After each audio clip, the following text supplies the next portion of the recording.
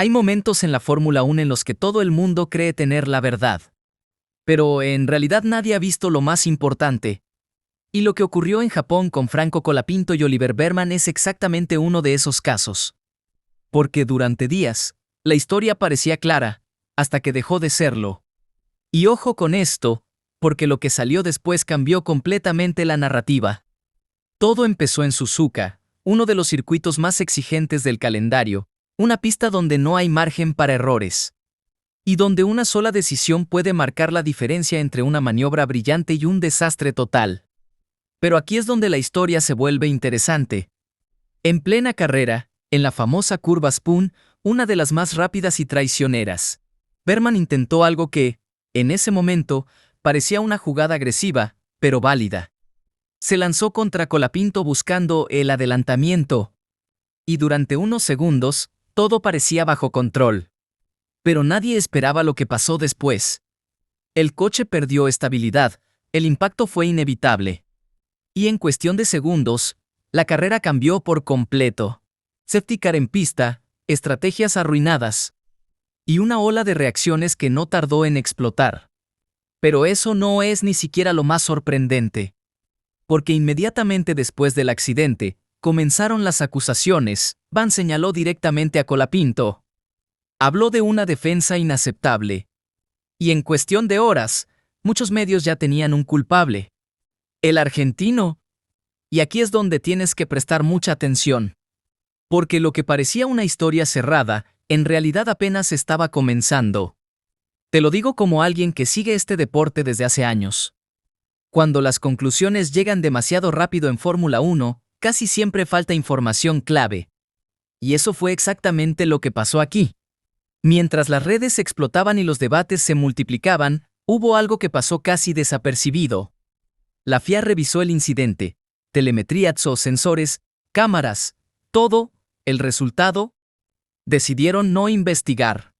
Y eso, en el lenguaje de la Fórmula 1, significa algo muy claro: no había nada que sancionar. Pero aún así, la narrativa ya estaba instalada. Y aquí viene el detalle que casi nadie está mencionando. Días después, cuando parecía que todo iba a quedar en opiniones divididas, apareció una voz que cambió absolutamente todo. Una voz que dentro del paddock tiene un peso enorme. Toto Wolff. Cuando alguien con esa experiencia, que ve datos todos los días, habla con esa claridad, hay que escuchar. Y según lo que trascendió, su postura fue contundente: error de piloto, punto. Y esto lo cambia todo. Porque no solo contradice la narrativa inicial, la destruye completamente. Pero espera, porque hay algo aún más importante detrás de esto. Vamos a lo técnico. ¿Qué fue lo que realmente pasó en esa curva? Según los datos, Berman llegó con una diferencia de velocidad brutal. Se habla de hasta 45 km/h más rápido que Colapinto en el momento del intento. Y si entiendes mínimamente cómo funcionan estos coches, sabes que eso es una locura en una curva rápida. Pero aquí es donde todo encaja. Berman activó el modo de adelantamiento en una zona donde hacerlo era extremadamente arriesgado. Ese impulso extra de potencia puede ser una ventaja o una sentencia. Y en este caso, fue lo segundo. Es como pisar el acelerador a fondo en el peor momento posible. La física no negocia, y en Fórmula 1, menos todavía.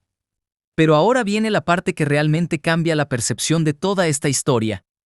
Porque 2 semanas antes, en China, Colapinto estuvo en una situación casi idéntica. Últimas vueltas, peleando por puntos. Detrás de Carlos Sainz, tenía el ritmo, tenía la oportunidad, y durante un segundo, parecía que se iba a lanzar. Pero no lo hizo. Y aquí es donde todo cambia. Frenó, evaluó, entendió el riesgo. Y decidió no hacerlo. Después de la carrera lo dijo claramente: tenía ganas de intentarlo. Pero sabía que iba a terminar mal. Eso es inteligencia de carrera. Eso es entender los límites. Y eso es exactamente lo que Berman no hizo en Japón. ¿Te das cuenta de la diferencia? Mientras uno eligió la impulsividad, el otro eligió la cabeza fría. Y ese contraste es lo que hace que todo esto sea tan revelador. Pero hay algo más. Algo mucho más profundo. Porque este incidente no solo generó polémica, generó consecuencias reales, cambios en la normativa, ajustes en el uso del modo de adelantamiento. Y aquí es donde entra otra capa importante. Bob criticó precisamente eso. Dijo que no se puede cambiar todo el reglamento por un error individual.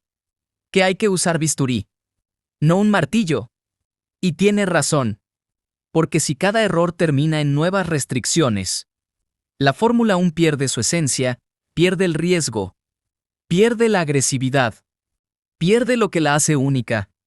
Pero espera, porque todavía hay una pregunta clave sin responder. ¿Por qué Berman salió a culpar a Colapinto? Esa es la parte más incómoda de toda esta historia. Porque los datos no lo respaldaban, la FIA no lo respaldó. Ni siquiera su propio equipo, según los reportes. Y aún así, la acusación existió. Tú puedes sacar tus propias conclusiones. Pero lo que sí está claro es que Colento reaccionó de una manera completamente distinta. No respondió con ataques, no alimentó la polémica, no entró en el juego mediático. Simplemente dijo su versión. Y se calló. Y dejó que los datos hablaran. Y los datos hablaron. Primero la FIA, después su equipo. Y finalmente, una de las voces más respetadas del paddock. Eso dice mucho. Porque en un deporte donde la presión mediática puede destruir a un piloto joven, mantener la calma no es fácil. De hecho, es rarísimo. Y aquí quiero hacerte una pregunta. ¿Tú qué habrías hecho en su lugar? Déjamelo en los comentarios, porque este tipo de situaciones dicen mucho más de un piloto que cualquier resultado en pista. Y si estás disfrutando esta historia, ya sabes. Deja tu like, porque este tipo de análisis no suele aparecer en todos lados. Ahora, hay algo más que no podemos ignorar. Esto no es solo un incidente aislado. Hay un patrón que muchos aficionados ya han notado. Cuando un piloto latinoamericano se ve envuelto en una polémica con un europeo, la narrativa muchas veces no es neutral. Ha pasado antes, y probablemente volverá a pasar. Y Colapinto, siendo joven, sin campeonatos, sin una estructura mediática fuerte detrás, es un blanco fácil. Pero aquí está lo interesante. A pesar de todo eso, logró salir limpio. No por discursos, no por polémicas, sino por datos. Y en Fórmula 1. Eso es lo único que realmente importa. Porque al final del día, la verdad no está en las opiniones, está en la telemetría, en los sensores. En lo que realmente pasó en pista. Y esta vez, la verdad fue clara. Colapinto no hizo nada mal. Su defensa fue limpia. Nunca se movió. Y el accidente fue un error de juicio. Eso no convierte a Berman en un mal piloto. Todos se equivocan, los mejores también. Pero sí deja algo muy claro. Colapinto tiene algo que no todos tienen: madurez. Esa capacidad de elegir cuándo arriesgar. Y cuándo no. Esa capacidad de pensar en frío cuando todo alrededor es presión. Y eso, en Fórmula 1, vale oro. Ahora, con todo esto detrás, llega lo siguiente. Miami. Un nuevo escenario, nuevas oportunidades, y lo más importante, sin esa sombra encima. Llega con la cabeza limpia, con la confianza intacta. Y con algo que no todos pueden decir. La verdad de su lado. Y te digo algo. Cuando un piloto combina talento, inteligencia y esa calma bajo presión, es solo cuestión de tiempo antes de que pase algo grande. Así que ahora te pregunto, ¿crees que este episodio va a marcar un antes y un después en su temporada? Te leo en los comentarios.